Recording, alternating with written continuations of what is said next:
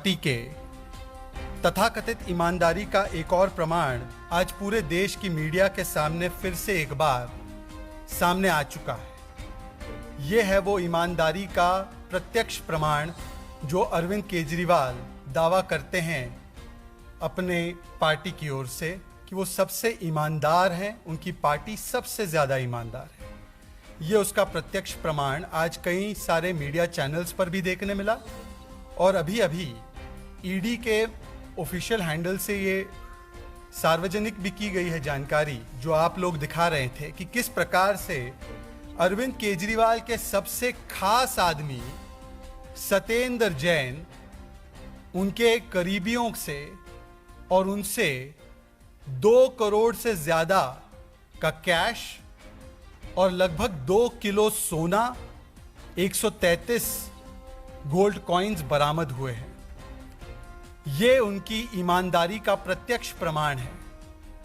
वैसे तो प्रत्यक्ष को प्रमाण की आवश्यकता नहीं होती है, परंतु समझ में नहीं आता कि अरविंद केजरीवाल जी जो सबसे ज्यादा ईमानदारी की कमीज पहनने का दावा करते हैं, उनकी क्या ऐसी मजबूरी है कि आज तक वो दिल्ली के हेल्थ मिनिस्टर से बने हवालात मिनिस्टर, उनके खास मित्र और खास व्यक्ति सत्येंद्र जैन का इस्तीफा नहीं ले पा रहे। वैसे तो आम आदमी पार्टी की सरकार की उपलब्धि ये है कि पंजाब और दिल्ली दोनों ही जगह जहां पर उनकी सरकारें हैं, वहां पर उनके हेल्थ मिनिस्टर हवालात मिनिस्टर बने हैं।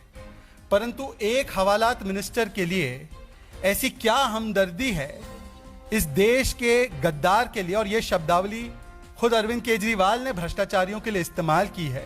तो इस तथाकथित देश के गद्दार के लिए ऐसी क्या हमदर्दी है कि उसके इस्तीफे को लेने के बदले लगातार आम आदमी पार्टी की सरकार और आम आदमी पार्टी के लोग ABCD कर रहे हैं। ABCD का मतलब है A for advertising, B for भ्रष्टाचार, भरपूर भ्रष्टाचार, C for cover up of corruption and D for diversion, deviation and deflection. जब से यह मामला हमारे सामने आया है, और आपको याद होगा कि इसी मंच से हमारी वरिष्ठ नेता केंद्रीय मंत्री स्मृति ईरानी जी ने 10 सवाल रखे थे अरविंद केजरीवाल जी के सामने, परंतु उन 10 सवालों में से एक भी सवाल का जवाब देने में असक्षम है अरविंद केजरीवाल जी। और तब से लेकर आज तक केवल और केवल भटकाने का काम, दिशा भ्रमित करने का काम अरविंद केजरीवाल और आम आदमी पार्टी कर रही है। परंतु आज जब ये भ्रष्टाचार का प्रमाण सामने आ चुका है, तो आज अरविंद केजरीवाल जी का अभी कुछ देर पहले ट्वीट भी आया है कि झूठ पे झूठ, झूठ पे झूठ, झूठ पे झूठ, भगवान हमारे साथ है। वैसे तो ये कहा जा सकता है कि पंजाब और दिल्ली की जनता भगवान भरोसे है, परंतु जिस बात को ये झूठ बोल रहे हैं अरविंद केजरीवाल जी, जो 10 सवाल आदरणीय स्मृति ईरानी जी ने पूछे थे आपसे, उन सवालों में मैं कुछ और सवाल भी पूछना चाहता हूं और आप बताइए कि ये सच है या ये झूठ है।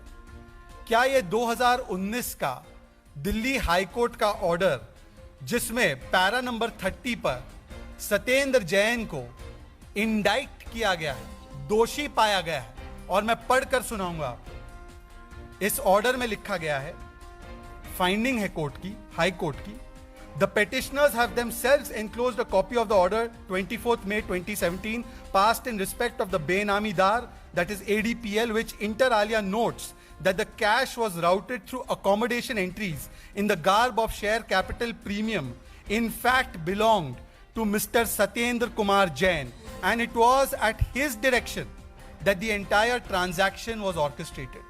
मतलब कि जो प्रिंसिपल कमिश्नर इनकम टैक्स की फाइंडिंग थी कि ये उन दोनों व्यक्तियों के अनडिस्क्लोज इनकम नहीं थे, बल्कि ये सत्येंद्र जैन का हवाला एंट्री था, उसको उच्च न्यायालय ने, दिल्ली हाई कोर्ट ने उसको सत्यापित किया, उस पर मुहर लगाई 2019 में। क्या ये कोर्ट की फाइंडिंग झूठ है? क्या ये कोर्ट की फाइंडिंग वेंडेटा पॉलिटिक्स है? मेरा एक और सवाल जुड़ रहा है स्मृति ईरानी जी के उन 10 सवालों की सूची में, जिसका जवाब आज तक अरविंद केजरीवाल देने की हिम्मत नहीं कर पाए। मेरा सवाल नंबर 2 आज ये है, क्या ये जो रिकवरीज हुई है आपके खास आदमी के घर से, आपके खास आदमी के ठिकानों से, क्या ये रिकवरीज भी झूठ है? क्या ये रिकवरीज झूठ है? मेरा तीसरा सवाल, 10 दिन की रिमांड कोर्ट ने दी है ईडी को। यदि आप कहते हैं कि ये वेंडेटा है, ये विंडिक्टिव है, वैसे आपके पास और मेरे पास आधार कार्ड, पैन कार्ड होता है। अरविंद केजरीवाल और आम आदमी पार्टी के पास परमानेंट विक्टिमहुड कार्ड है। कभी कुछ हो जाए, एजेंसी संज्ञान ले, भ्रष्टाचारी को पकड़े, कोर्ट से आदेश आ जाए तो तुरंत विक्टिमहुड कार्ड निकाल देते हैं। तो आज मैं पूछना चाहता हूं आदरणीय अरविंद केजरीवाल जी से कि क्या ये दिल्ली हाईकोर्ट का ऑर्डर भी वेंडेटा पॉलिटिक्स है? जो रिमांड दी गई है 10 दिन की ईडी को कोर्ट के द्वारा, क्या ये भी वेंडेटा पॉलिटिक्स है? क्या जो पिछले महीने अटैचमेंट ऑर्डर आया था सत्येंद्र जैन के एसेट्स का 4.81 करोड़ का, जो आज भी कायम है, क्या वो वेंडेटा पॉलिटिक्स है? और अगर ये सारी चीजें वेंडेटा पॉलिटिक्स है, इतना समय आपके पास था, किसी कोर्ट ऑफ लॉ ने आपको राहत दी है? क्या आप किसी कोर्ट ऑफ लॉ में जाकर ये कह पाए कि ये जो भी कार्रवाई हो रही है, हम तो बड़े ईमानदार हैं जी, हमने तो कुछ नहीं किया जी, उल्टा ये हमें द्वेषपूर्ण कार्रवाई में फंसा रहे हैं? क्या ऐसा एक भी आदेश राहत देने वाला आपके पास आया है, या कोर्ट भी वेंडेटा कर रहा है? मैं आपसे पूछना चाहता हूं कि क्या आपने जब क्लीन चिट दी है सत्येंद्र जैन, आपके खास मंत्री को, क्या आपने 2019 का दिल्ली हाईकोर्ट का आदेश पैरा नंबर 30 पढ़ने के बाद उनको क्लीन चिट दी है, या इसे पढ़े बगैर उनको क्लीन चिट दी है? जिन डॉक्यूमेंट्स के आधार पर आप क्लीन चिट देने की बात कर रहे हैं, वैसे आपने कहा है आपने सारी फाइलें मंगवा ली, आपने सारे दस्तावेज देख लिए। एक बार आप वो दस्तावेज सार्वजनिक पटल पर रख दीजिए, पता चल जाएगा कि किन डॉक्यूमेंट्स के आधार पर ये तथाकथित क्लीन चिट देने की आपकी फैक्ट्री काम करती है। और मैं इसलिए कह रहा हूं, ये इसलिए कहना पड़ रहा है क्योंकि इससे पहले भी मित्रगण आपको याद होगा कि एक और क्लीन चिट दी गई थी। इस क्लीन चिट की फैक्ट्री से एक और क्लीन चिट दी गई थी। वो क्लीन चिट दी गई थी जितेंद्र तोमर को, और जितेंद्र तोमर ने क्या क्या कीर्तिमान स्थापित किए हैं ये पूरे देश ने देखा है। परंतु मैं आपको याद दिलाना चाहता हूं, थोड़ी याददाश्त आम आदमी पार्टी वालों की कमजोर हो ही जाती है। इतना भ्रष्टाचार किया है, इतने लोगों को बचाना है, तो कमजोर हो जाती है याददाश्त। मैं उस समय का आपको वाक्य याद दिलाना चाहता हूं, और दोनों ही वाक्यों में किस प्रकार से समानताएं हैं। देखिएगा, ऐसा लग रहा है कि अरविंद केजरीवाल जितेंद्र तोमर के लिए नहीं, आज सत्येंद्र जैन के लिए ही बोल रहे हैं। सुनिए उनका ये पूरा वक्तव्य उस समय पर जितेंद्र तोमर के लिए क्या था, सुनिएगा जरूर। के दफ्तर से उनकी एक्सप्लेनेशन कॉल की थी कि मैं सारे तथ्य जानना चाहता हूं, एक्सप्लेन। उनका जवाब आया वापस, और हमने डिसाइड किया था कि अगर जरा सा भी कहीं कुछ गड़बड़ है तो then we will request him to step down. उनका जो जवाब है, वो जवाब पढ़ने के बाद आप भी कहेंगे कि वो निर्दोष है। वो पूरा जवाब हम लोगों ने मीडिया वालों के पास भेजा, लेकिन किसी भी मीडिया ने नहीं चलाया। तो उसके खिलाफ साजिश की जा रही है।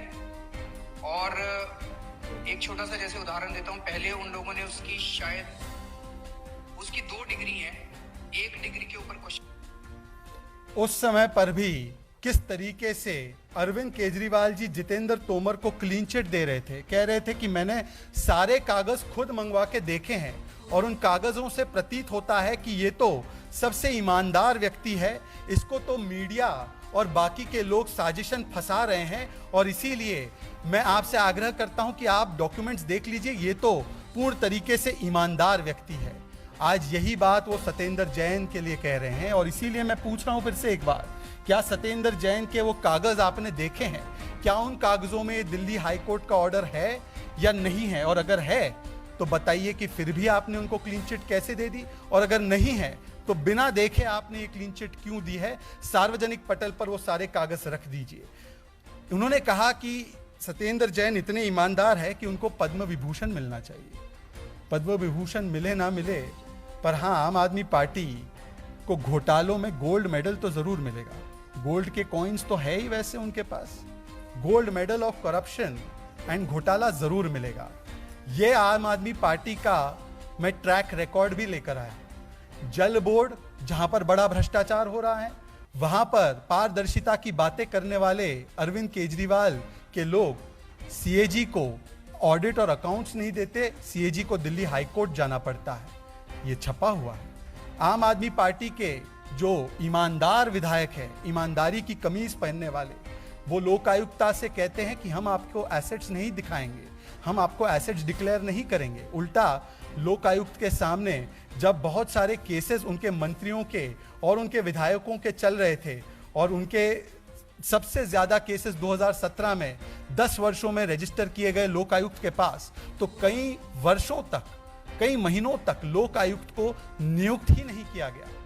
बस के भी प्रोक्योरमेंट में घोटाले करने का उपलब्धि आम आदमी पार्टी की सरकार को हासिल है और इसीलिए ये गोल्ड मेडल मिलेगा इनको घोटाले के लिए। आज मैं केवल फिर से एक बार बताना चाहता हूं कि जब पर्दाफाश हो चुका है आम आदमी पार्टी की सरकार की तथाकथित ईमानदारी का, क्या अरविंद केजरीवाल बताएंगे कि ऐसी क्या मजबूरी है कि वो सत्येंद्र जैन को आज भी बचाने का काम कर रहे हैं। अभी तक उन्होंने स्मृति ईरानी जी द्वारा पूछे गए 10 सटीक सवालों का जवाब नहीं दिया है। हर बात पर डाइवर्ट करते हैं। क्या 2019 का हाईकोर्ट का आदेश जो इंडाइट करता है सत्येंद्र जैन को, क्या उन्होंने वो देखा है? क्या उन्होंने इसी प्रकार से विक्टिमहुड कार्ड जितेंद्र तोमर के लिए खेला था या नहीं खेला था? और यदि उस समय खेला था तो आज जब वो इसी कार्ड को खेल रहे हैं तो किस आधार पर उनकी इस बात पर यकीन किया जाए कि उन्होंने सारे कागज देख लिए हैं और फिर जाकर वो क्लीन चिट दे रहे हैं? और आखिरी सवाल, जो वेंडेटा कहते हैं, यदि सच में वेंडेटा है तो कोर्ट से आज तक आपको कोई रिलीफ नहीं मिली, आप अभी भी कोर्ट नहीं जा रहे रिलीफ लेने के लिए, और यदि आप इतने ही पाक हैं, इतने ही सत्यवान हैं, तो सत्येंद्र जैन का इस्तीफा लेकर उन्हें वापस भी लाया जा सकता है अगर उनको कोर्ट से क्लीन चिट मिल जाती है। परंतु ये नहीं किया जा रहा है क्योंकि कहीं ना कहीं ये भ्रष्टाचार की जो आंच है वो सत्येंद्र जैन पर नहीं रुकती है। हमें सबको पता है कि इस पैसों से, इन शेल कंपनियों से 200 बीघा जमीन खरीदी गई थी और हो सकता है कि इस पूरे भ्रष्टाचार में बहुत सारे स्टेक होल्डर्स हैं और उन स्टेक होल्डर्स के पास ये एजेंसियां पहुंच जाएगी, इसका डर सता रहा है। और इसीलिए हो सकता है अरविंद केजरीवाल आज तक इस्तीफा लेने में नाकाम है, असक्षम है और लगातार भ्रष्टाचारियों का बचाव कर रहे हैं। बहुत बहुत धन्यवाद, शुक्रिया आपका।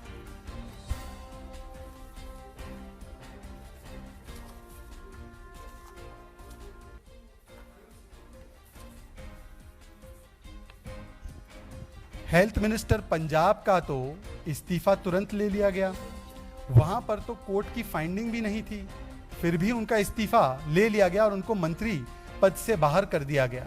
ऐसी क्या मजबूरी है कि वो आज भी सत्येंद्र जैन को मंत्री बनाए रखना चाहते हैं?